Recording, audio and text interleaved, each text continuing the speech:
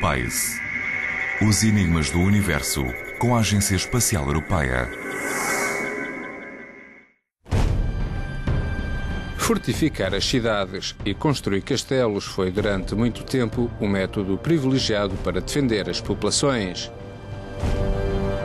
Mas no século XXI, as muralhas que se edificam são bastante diferentes.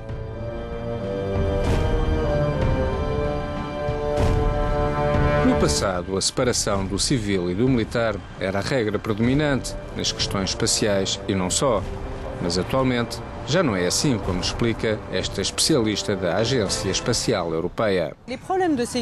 Os problemas de segurança atuais levam a que intervenham tanto atores civis como militares.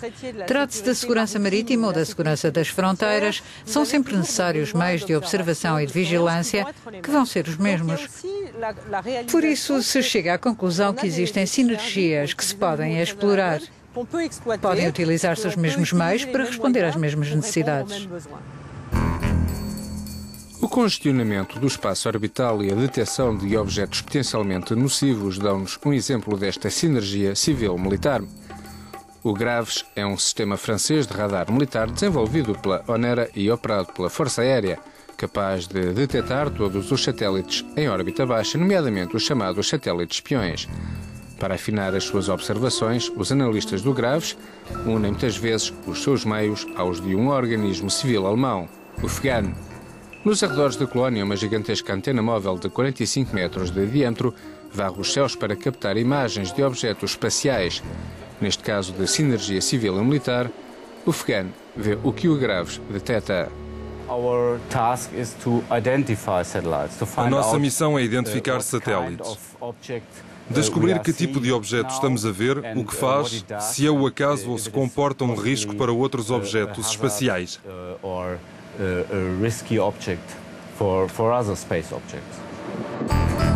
A estas missões, onde o civil e o militar se complementam, dá-se o nome de missões duais. Há missões que foram concebidas desde o início como missões duais. Quer isto dizer que juntaram financiamento militar e um financiamento civil e que respondem a especificações militares por um lado e especificações civis por outro. É o caso da Cosmos Skymed. Para descobrir o que é o Cosmos Skymed, viajamos até Abruzos, uma região no coração da Itália, onde se situa o Centro Espacial de Fucino, o maior complexo de telecomunicações espaciais civis do mundo. É aqui que se situa o centro de controle precursor no domínio das missões duais na Europa. O Cosmos Skymed, na sua configuração final, vai ser capaz de adquirir mais de 1.600 imagens por dia da superfície terrestre. Além disso, este sistema é capaz de passar sobre uma mesma zona de forma bastante regular, o que lhe permite desempenhar uma missão de vigilância. O Cosmos Skymed pode acompanhar a evolução de uma zona de observação com uma regularidade de 4 a 6 horas de intervalo. Os satélites são os mesmos para o utilizador civil e para o utilizador militar. As operações de controlo são normalmente concertadas, mas em caso de força maior ou de ameaça à segurança do país ou da Europa, o militar impõe-se ao civil. A utilização de meios comuns não exclui uma dualidade bem demarcada. O caderno de encargos operacional tomou em consideração os imperativos da defesa italiana e os da Agência Espacial Italiana. Os instrumentos de bordo têm a dupla capacidade de adquirir uma imagem para as necessidades civis e uma outra classificada para utilização militar. A constelação Cosmos Skymed na configuração final será composta por 4 satélites. 3 encontram-se já em órbita e o último vai ser lançado em 2010. A observação é feita por radar, o que permite uma utilização contínua, independentemente do estado do tempo ou da hora do dia. Finalmente, uma missão dual permite economia de meios e conjugação de fundos. Foi-nos possível desenvolver e construir o sistema num prazo bastante razoável, porque conseguimos juntar um orçamento da Agência Nacional a um outro do Ministério da Defesa.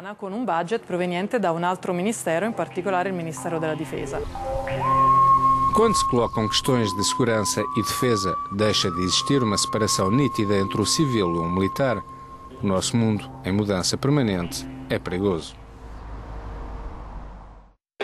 Para explicar um pouco os meandros da segurança e da informação, deslocamos a Torrejón de Ardoz, perto de Madrid.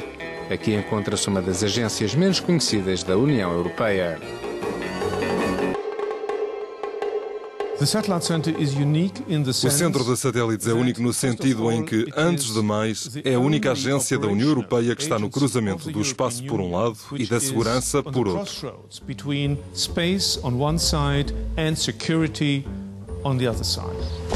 Entrar no Centro Espacial da União Europeia é quase missão impossível. Trata-se de um local classificado e, por isso, os analistas que aqui trabalham têm a identidade protegida por razões de segurança. Aqui é tratado diariamente um volume enorme de informações civis e militares vindas do mundo inteiro e do espaço. Os produtos do Centro de Satélites são chamados produtos de informação geoespacial. Isto significa que incluem, além das imagens recolhidas por satélites, dados provenientes de aviões ou do solo e também incluem mapas, texto, vídeos, toda a informação necessária para explicar o que se passa no solo.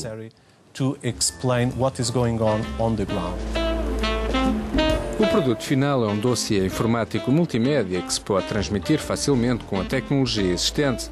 Outra vantagem consiste na atualização em tempo real e em função das missões ou das decisões que se tem que tomar.